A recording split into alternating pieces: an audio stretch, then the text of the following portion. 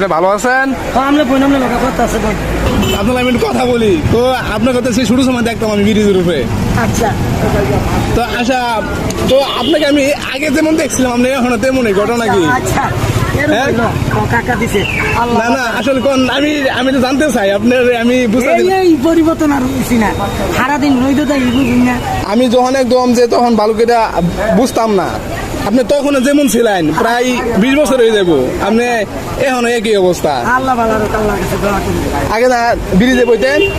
ওইখানে গাড়ি দিয়ে চলে যান আচ্ছা, ওইখানে কে সাথে কে? গাড়ি। ও আচ্ছা, আচ্ছা ভালো আছেন? এই তো আলহামদুলিল্লাহ। আচ্ছা দোয়া করি। তো পরে ওনার চেহারা পরিবর্তন অনেক লিখা।